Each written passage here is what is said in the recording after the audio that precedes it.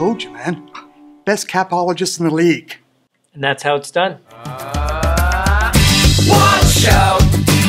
You might get what you're after. Cool babies, strange but not a stranger. I'm an ordinary guy. Hi, I'm Chris. I'm Dan. We're two guys. One beer, Chris. Today we have Tim Bezbatchenko, General Manager of Toronto FC with us. Welcome to the show, and thanks for having us in the Kia training ground. It's great to be here. You know, combining two things that you love is always a fun thing, and to do it in a setting like this is, I'm not sure it's appropriate, but it's fun. Well, to be fair, it's not the players. Sure. That's true. So, That's true. And, That's true. if they're just off camera watching, a bit of drool coming out of the sides of their mouths, but They want the beer. I'm the last line of defense, right? Sometimes you have to take one for the team so that they're not, they're ready for the weekend. Right, that's right. So- But it wouldn't be the first time beer drinking happened in the locker room. Yes, you're right. There's been a few of those times this year and last year. Yeah. Yeah, hopefully a couple more. Yep. Exactly. there will be more. Yeah. Some champagne to go with it. But today, you can get this Goose Island at BMO Field. Yes. In fact, I've seen you enjoy one of these after a win. I'm not sure if technically you can, but yeah, I know at certain stands in Yes. this you can. Yes. Okay, I was just Yes. want to make Most sure. There's two corners. in the two corners. Yes. You can get it. Yeah, That's where I find it. No, I think down in the Tunnel Club and there's a really good atmosphere both before the game and after the game where fans get together for a drink and it's a way of bringing people together, and certainly after the game, win or lose, having a beer with the fans and with the staff is sort of become a tradition, and I think it brings everyone together, which is really starts you focusing on the next game. Definitely. Yeah. Perfect. Well, let's give it a go. Chris, do you know anything about this? I know it's an IPA. Okay. That's pretty much it. In all honesty, I've had it a couple of times at the game because just like Tim, I like to drink an IPA. As many have probably learned from our past shows, I am not a fan of IPAs. But, to be fair, in about the last month and a half, I don't know if something's changed with my taste buds. I'm still not a lover, but they have some like starter IPAs out there Yeah. that aren't so Warm-up harsh. IPA. Yeah, warm up. And I'm starting to like them, so this should be interesting. Yeah, So and I this- think the Endless, Chris mentioned the Endless. I think that's probably a good starter one. The Yeah. Keats is a low hoppy and hops degree, and then you can slowly work Yeah, up. you to can the try the Goose. Endless. This one is going to be a bit hoppier than even I'm used to. But the Endless is something you would have right up your alley for a starter. Yeah, Well, let's give it a try. Yes. Let's not waste time. Thirsty. salute.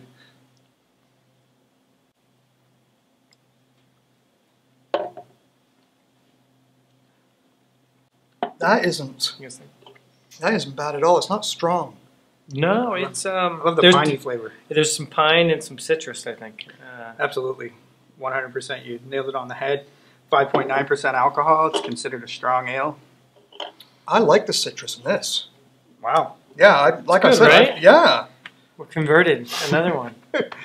Welcome to the Welcome team. to the club. Yeah. I'm gonna have a moment to Yeah. myself. That's great. Sip. I know it's funny. We were talking before the show, and I first got to Toronto. There wasn't a lot of IPAs around. There wasn't a demand for it, and slowly there's been a movement. And I think once you start drinking IPAs, it's hard to go back. I agree. It's almost like you have to take a break because of the high alcohol content, and there's such a strong taste, and I do like a beer with a taste, rather than just more of the watered down beers. Yeah, I could rhyme off like 6 or 7 different breweries just Yeah. around Toronto that I've tried that are great, that make an amazing IPA. This one falls in the same category as those other ones. I think that's why craft beer in general is doing so well, is because there's flavor in them. Absolutely. Like you get the different stouts. Obviously, there's tons of IPAs out there as well. Even some of the lagers, compared to what I call the big box ales and lagers, where they lose that flavor. And for a while, I was kind of scared to try them at all. Right. And then I went to the craft breweries and tried some of theirs and went, wow, they've put taste back into it. Yeah. No, you're right. And I think people are experimenting in various breweries. And even my neighborhood, I live in sort of Bloor West Village Junction area, I can walk to 4 or 5 breweries. So I you mean, got it's Junction really Brewery there. Junction Brewery, Henderson's, and Bellwood. Bandit. Been to Bellwood? No, I haven't been to Bellwood yet. Maybe But that's it's nice because they all have a different approach toward brewing, and they're trying different things, and and it's not like they're just bringing one beer. Obviously, there's a whole array of choices, they all have the pilsners, they have the your favorite brand. I don't even know how to say it. The Gauche, or however you say it. Only in the summer. Those Gauches. Ooh. The porters, they fruit infused. Like there's so many different styles of beer. There really is. That's smart business though, because you're not going to have everyone like just one kind. So offer different flavors. Exactly. And they do their trials and stuff, and little small batches, and Exactly. once people fall in love with it, they're like, okay, Yeah, let's add on to that. Absolutely. Exactly. And I've even group of dads in my neighborhood. They've gotten together and they started brewing cider. Obviously, even in your backyard, and sort of home breweries. That's becoming even more and more popular. Nice. Yeah, I want to try that in the winter. Yeah. Not cider. I want to try a beer. Yeah. It's 2 guys, 1 beer. 2 guys, 1 beer. Not 1 cider. That'll be a That's new right. show. Dan, cider. I love cider. I like cider too, but I'd rather a beer. Yeah. I take a break from beers on game day. Oh. All we do it home all the time. games. At BMO Field, I drink the batch cider. You do. Nice. It just gives me a break from getting away. I love beer. Obviously, I'm doing a show on it. But it just mixes it up a little. Absolutely. I like that kind of stuff. This is surprising me, guys. Now, when do I'm you start actually drinking shocked on that you're game liking day? it. When do I start drinking? Hopefully, I'm not revealing too much about your game day experience, but When I start drinking at BMO Field, I start drinking cider. okay. Game In day other drinking. words, he started much earlier in the day. It's just cider once he gets to BMO Field. Let's see. No, usually I don't. I have one. You guys have been having a lot of early games this year. Mm-hmm. So, yeah, I mean, I can't be Yeah. wrecked showing up. 5 I o'clock game. love the game so much. I want to watch it. Yeah. I don't want Not there to to be get Fully drunk. sober and focused. maybe and- not fully sober. That'd Yeah. just be silly. I mean, I'm going to a football match. I can't be I fully think in sober. years past, I think TFC would have earned the right to maybe have a few drinks before the game. But I think now, Maybe that's what's to changed. Greg and the players' credit, I think you do want to watch it fully sober. It's intoxicating as it is, right? You know, you say to Greg and obviously the players credit, but you have to give some credit to yourself Absolutely. as well. I was just You've about to done say a lot since you've come to Toronto in building this team, along with the other members of your team. Yeah, it's been fun. It's been an experience. There's been a lot of ups and downs. I think with each year we found a new piece to add, and I think the players have grown closer together as a group. I think Bill coming in and providing some sort of levity and sort of perspective, having won it with RSL has been very good for the team. But I think overall, Greg, this is a player's game. We can put the pieces in place to be successful, and we can do the salary cap and we can do the academy. But at the end of the day, it's what happens in those 90 minutes, and those are the players. And so I think sometimes people kind of forget about that and lose sight of that. But I'm glad that we have a really good group of guys in this locker room.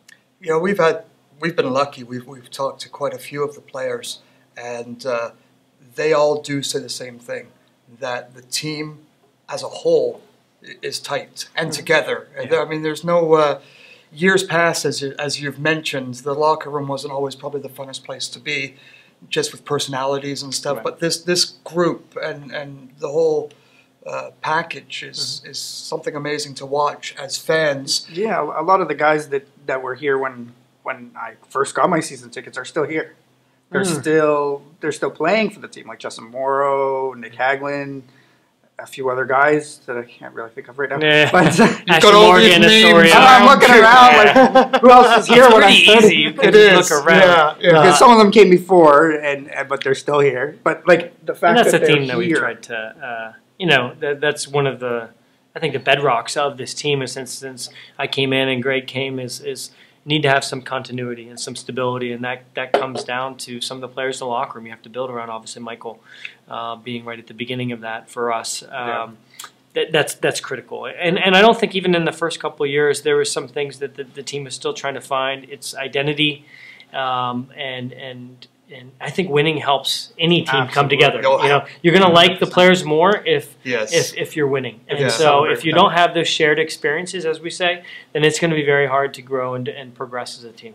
Yes, absolutely. That makes total sense. And the young ones from the academy and from TFC2 get to it's got to rub off on them. I mean, it's got to build up. You know, like look what the first team's doing, and that's where I want to be one day, and you know, No doubt. working No doubt. towards it. Well, that's the idea, right? Especially at having Kia Training Ground and having the first team fields right next to the academy fields in TFC2 allows, as we say, that they're playing in the shadows of the pros, Yeah. right? Nice. Of the first teams, and as all players or fans, you want to be close to the action, but as young players, you want to dream, and you dream about being that person, or even be mentored by that person, and you can do this in this environment. You can do that because they're going to walk by the first team's players in the training ground, rub shoulders, and maybe have a conveation about their position. Or get advice from an older guy like Benoit Giroux Yes. or Michael Bradley. Well, Benoit, we know he's chatting up the kids on the line all the time, giving them advice on how to go. So the young kids bumping into them in here it would just be phenomenal for them to get advice. And I think, frankly, that's what makes it unique versus some other very good soccer environments in Canada and MLS, across soccer in the U.S. and Canada. The MLS environments have a hub, a soccer hub, where we live, breathe, eat, play soccer, and occasionally drink beer. Nice. But for the most part, it's working toward developing professionals, and the parents know that. The parents are in here dropping our kids off every day. A lot of times, you're going to pull them up, and we're going to have conversations with them about why it's important that they stay in an environment like this and close to the first team, especially when the first team is having success, because it does that culture you push down, and hopefully it goes all the way down to the U11s and U12s.